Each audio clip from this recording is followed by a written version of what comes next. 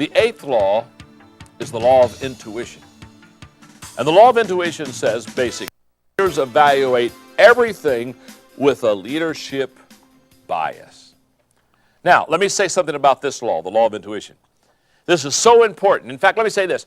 The best leaders, when I shared with you on one of the other leadership laws, the law of process, about our leaders born, and I told you that some people are born with leadership leanings, let me just say this. Of all the 21 laws, this law is most closely associated with people that have what I call leadership leanings. If there's a law for, quote, the natural born leader, it's the law of intuition and it's the law of timing. Because those are the two most difficult laws to learn. They're the two most difficult laws to teach. And so therefore, while I'm teaching them to you, I want you to understand, I realize I have a major task in front of me for the next few minutes. And the reason they're the most difficult to teach is because intuitiveness and timing are very subjective.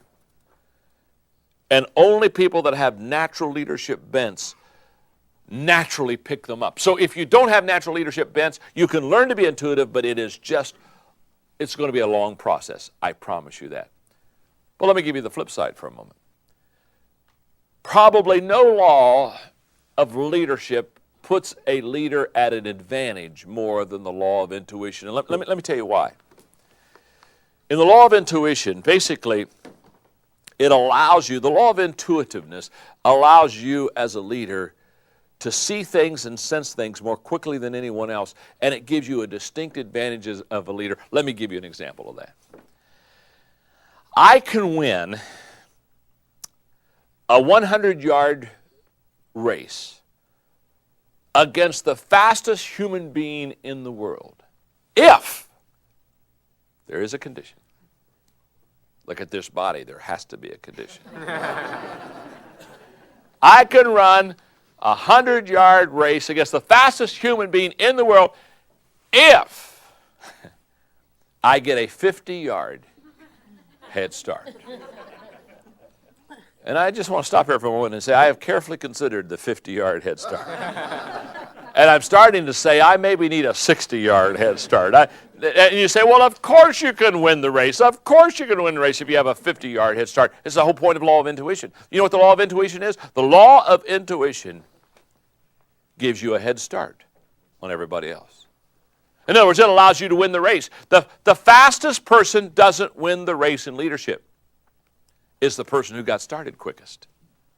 Understand that. And the law of intuition gives you what I call the leadership jump start. It allows you, it allows me to get going before anyone else can get going, and therefore we get to the finish line first. And somebody says, well, how did you get to the finish line? Are you the fastest? No, I'm not the fastest. It's not the fastest, it's the first in leadership.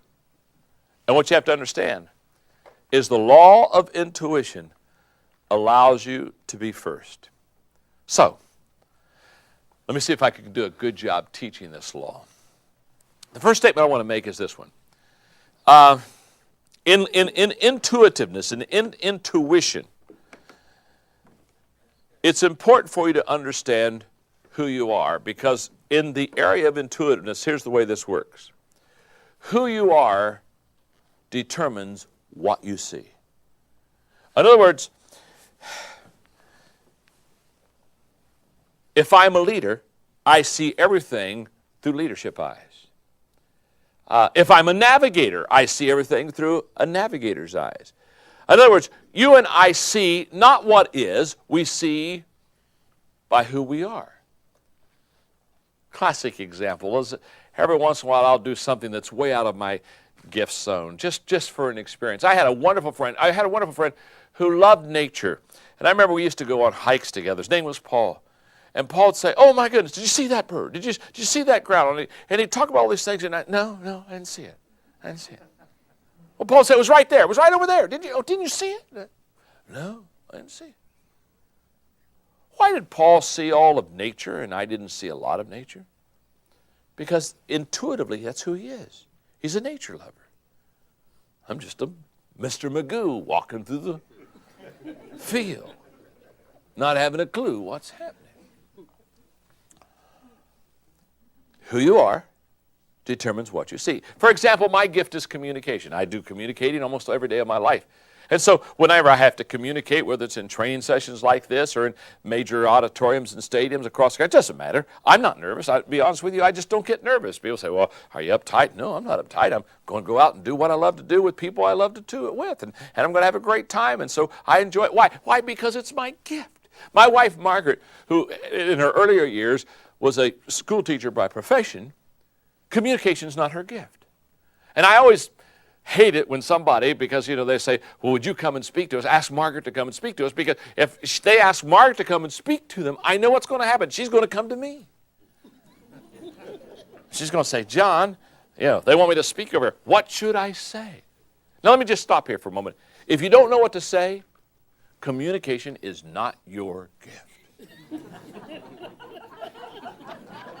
What do I say? So over the years, because we've been happily married for well over 30 years now, she knows that no longer does she come and ask me what to say, because I say, Margaret, So now she'll say, okay, don't tell me what to say. She said, just tell me, how do I get started? How do you get started? And like maybe she's going to go speak at a banquet, I'll say, well, just kind of listen to what people say before you speak and play off of them. And somebody says something, you get up and you just start talking about that. And she hates that answer. Well, I'm not trying to confuse her, and I'm certainly not trying to frustrate her. It's how I do it. Why would I do it that way? It's my gift. It's who I am. Now, let me flip it for a moment. Let's talk about clothes. You don't know anybody as bad at matching clothes as me. I have this clothes closet, and I have been known to go into my clothes closet, close the door, and just stare at stuff. For 15 minutes, paralyzed. I'm a leader. I'm paralyzed. Kind of drools coming down my mouth. Mary will say, John, are you in the closet? Yeah. You need help, don't you? Yeah. And she'll come in and say, what are you doing? And I'll tell her what I'm doing. And she'll say, oh, wear this sweater, these slacks, and these shirts. And she'll pull everything together. And she'll throw it kind of to me, kind of like I'm a piece of garbage or something. I'm a beggar collecting things. Oh, thank you. And she looks at me, and she'll tell me at the same time, she said, John, why haven't you figured this out yet? Because she'll go into the same, she'll try to help me with colors, and she'll tell me all these principles and all these laws of the clothes closet. And she can't figure out why I can't get it. Well, I can't get it because it's not who I am. It's not my gift. I'm not intuitive in that area at all. Now, what I do is, when she'll say, okay, this sweater and these slacks match, what I'll do a lot of times is what I've done, I'll put the sweater and the slacks on the same hanger. And a shirt, and I'll get it, and I'm just set, because this is really great, because then I know, sometime when I don't have time to ask her, I'll just put them on. And so maybe a week later, I'll go in and put the outfit she gave me a week before on, and I'll be so excited, because I know they match. And I'll walk out, and as soon as she sees me, she'll look at me, she'll say, are you wearing that again? Well, yeah. I could wear the same thing every day and be a happy man. Oh, she said, that's so boring. She said, you wore that last week. Don't do that. She said, people will see you. Then she'll go in and she'll take the same sweater and put it with the different slacks and different shirt. And I know she does that just to mess with my mind. And it works. And I'm totally confused. Or I love it. Sometimes I'll get dressed and I'll sneak out of the house before she's up, and I'll come back and I'll walk in the house and she'll look at me and she'll say, did you wear that? It's on my body. And she's saying, did I wear that? No, I'm buck naked. It's a mirage that you see here. Or I want to say, no, I had a good outfit. I changed in the garage before I came in the house just to mess you up. Now, what you have to understand is, Margaret still, to this day, can't figure out how I can't figure it out. It's not who I am. Here's what I want you to understand, and here's the key point. You're intuitive in the area of your giftedness. So whatever you're gifted in, you're intuitive in. And leaders are readers. They have the ability to read a situation. Why? Because they have some leanings in giftedness and intuitiveness in the area of leadership. So they see everything through the leadership grip. And what do leaders read and what do leaders sense? Since leaders are readers, what are they? Leaders are readers, number one, of people. They have the ability to see people. Not only just see people, but to understand where they are. Classic example, when I'm in a conference, if Margaret, my wife, happens to be with me, sometimes at the end of the conference, she'll say, a guy came up to you in that gray sweater. What was he talking to you about? I don't have a shot. I don't remember anybody coming up in a gray sweater. I don't remember anything that anybody wore. And she'll say, the guy with the gray sweater. The guy with the gray sweater. I don't remember the guy with the gray sweater. Why? Because she's very color conscious. I'm not conscious. If I could figure it out, I could tell her who was that talked to me and basically what they said. But see, I'm a reader of people. I'm not reading what you wear. I'm reading where you're going and who you are and what you're thinking and where you are in the group of people. Leaders are readers of people. They have a sense of where people are and how people feel and how people think and how people are responding. They pick up on that. Their leaders are readers of opportunities. Oh my goodness. They see an opportunity coming. In fact, they're kind of amazed. They look around and say, doesn't anybody else see this opportunity? Am I the only one that's getting on the opportunity bus? And they are. They get on the opportunity bus, and everybody else, they're around the depot, having a croissant, you know what I mean? They don't have a clue. They don't even see the bus. Leaders are readers of opportunities. Thirdly, leaders are readers of the environment. They have a sense of what's happening in the environment around them, and they can feel things. Number four, they're readers of timing. They understand the ebb and flow of timing and when to seize the moment as they can and when to let the moment go.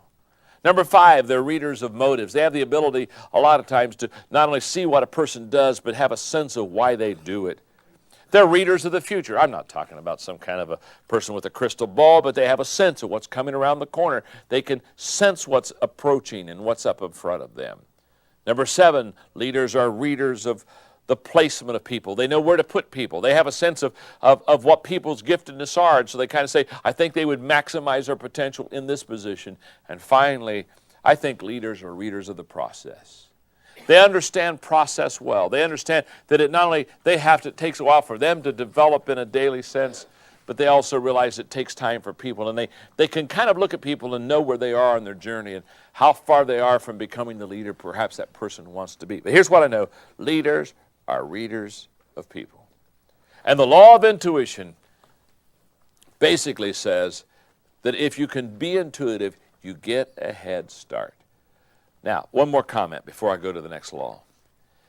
If you find that this isn't a strength of yours, and many of you will be very frustrated with this law because it's a little bit subjective, I would just suggest a couple of things to you. One is find an intuitive leader and hang out with them. Because I have found that if you hang out with an intuitive leader and ask them questions about why they did this or why they said that or why they went there, that many times they'll give you a read of how they can see things. And if they give you a read of how they can see things, they'll begin to teach you to see those same things. I would say, secondly, also, is lead out of your gift mix. Whatever your strength is where your intuition is. So therefore, for example, when you get to the law of navigation, if you're a good navigator, like Chuck is, it's very simple. What you do is you start leading out of the day-to-day navigating with people, and you'll find that you're very intuitive in that area. Stay to your strengths, because it's in your strengths that you can lead people effectively.